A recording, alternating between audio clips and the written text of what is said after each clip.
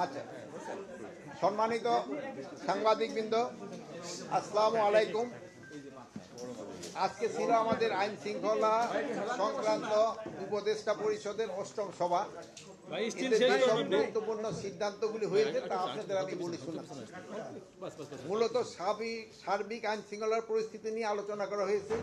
বিশেষ করে আগামীকাল স্বাধীনতা ও জাতীয় দিবস, আসন্ন পবিত্র ঈদ উল ফিতর উপলক্ষে যাতে আইন শৃঙ্খলা পরিস্থিতি স্বাভাবিক ও নিয়ন্ত্রণে থাকে সেই বিষয়ে করণীয় সম্পর্কে আলোচনা করা হয়েছে। অপরাধমূলক কর্মকাণ্ডে জড়িত এবং দেশ বিরোধী ধ্বংসাত্মক আন্দোলন, সমাবেশ ও উস্কানিদারদের গ্রেপ্তার করা হবে।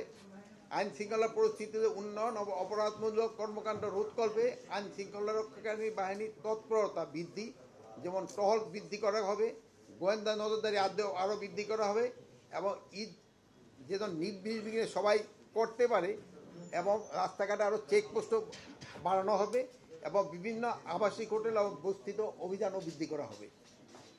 আসন্ন ঈদ উল ফিতর প্রাক্কালে দেশের সার্বিক আইন শৃঙ্খলা পরিস্থিতি স্বাভাবিক রাখার লক্ষ্যে স্বরাষ্ট্র মন্ত্রণালয় কর্তৃক অলরেডি আমরা কতগুলি একগুচ্ছ তাদের একটা নির্দেশনা আমরা দিয়েছি।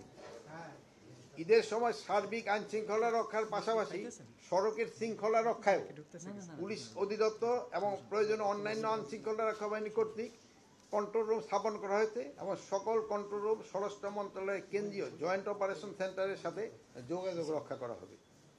ঈদের সময় ট্রাফিক এবং যানজট নিয়ন্ত্রণ, যেমন ধরেন যমুনা সেতু, পদ্মা সেতু এবং ফ্লাইওভারের টোল প্লাজা সম্বন্ধে যানজট নিরসনে যে আমাদের যে ইলেকট্রনিক টোল কালেকশন আছে, এটা দ্রুত টোল আদায়ে সংশ্লিষ্ট জন্য কর্তৃপক্ষ একটা কার্যকরী ব্যবস্থা গ্রহণ করে এই জন্য তাদের নির্দেশ দেওয়া হয়েছে।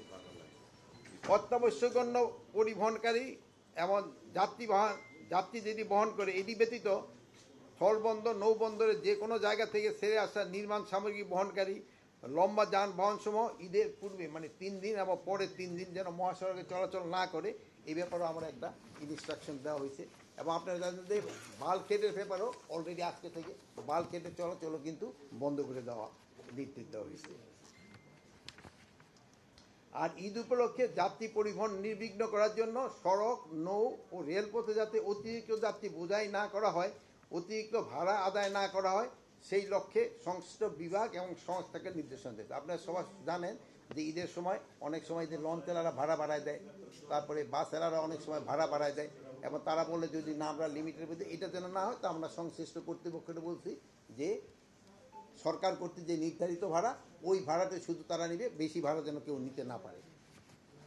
চুরি, ডাকাতি, ছিনতাই, চাঁদাবাজি, দখলবাজি এবং সংঘবদ্ধ দুষ্কৃতিকারীদের কর্মকাণ্ড তথা সন্ত্রাসী কর্মকাণ্ড রোধে ইউনিফর্মধারী পুলিশের পাশাপাশি গোয়েন্দা সংস্থার সদস্য মোতায়েন থাকবে। বিশেষ রাস্তার মোড়ে চেকপোস্ট স্থাপন করা হবে। টাকা এই অনেক সময় স্থানান্তর করার জন্য যেন যদি কারো বেশি টাকা হয়, মানি স্থানান্তরের জন্য আমাদের স্কোয়াডের সহায়তা নেবে।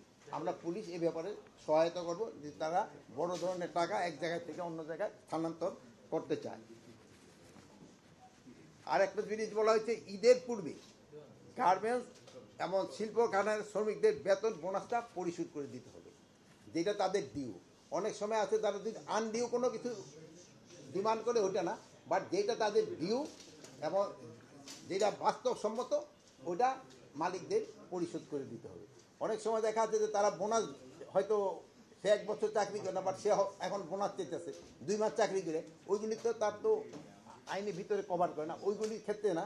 বাট যেটা যে ধরেন সে চাকরি করছে, এই মাসের বেতনটা তার পাওয়ার কথা, ওই বেতনটা মালিকরা যেন শোধ করে, ওই ব্যাপারে আমরা কর্তৃপক্ষদের বলেছি এটা এনশিওর করার জন্য।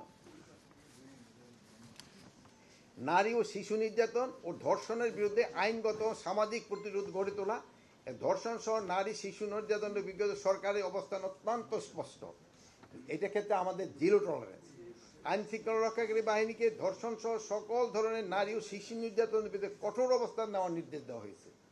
এ যাবৎ নারীর প্রতি যত সহিংসতা হয়েছে সেগুলির তালিকা করে দ্রুত তদন্ত সম্পন্নপূর্বক আদালতে প্রতিবেদন দাখিলের নির্দেশ দেওয়া হয়েছে। সম্প্রতি ঘটে যাওয়া ধর্ষণের ঘটনাগুলির সঙ্গে জড়িত অপরাধীদের দ্রুত বিচার নিশ্চিত করা এবং কঠোর শাস্তির আওতায় আনার সিদ্ধান্ত নেওয়া হয়েছে। ধর্ষণ মামলার বিচার কেবল দ্রুতই নয়, বিচারটা যাতে নিশ্চিত এবং যথাযথ ব্যবস্থা না হয় এই ব্যাপারে নির্দেশ দেওয়া হয়েছে। এবার তাছাড়া শোনেন যে সে সময় একটু মাদকের ইস্যু বেড়ে যায় এবং এই মাদকের বিরুদ্ধে যেন ব্যবস্থা নেওয়ার জন্য নির্দেশ দেওয়া হয়েছে। তা আমি আপনাদের সবাইকে ধন্যবাদ দিই এই জন্য যে আপনারা যেসব ঢোকার সময় একেবারে আওয়াজ টাওয়াজ করে ঢোকেন, বাট এই আমার এই কথাগুলি খুব মনোযোগ দিয়ে শুনছেন, এই জন্য আপনাকে সবাইকে ধন্যবাদ।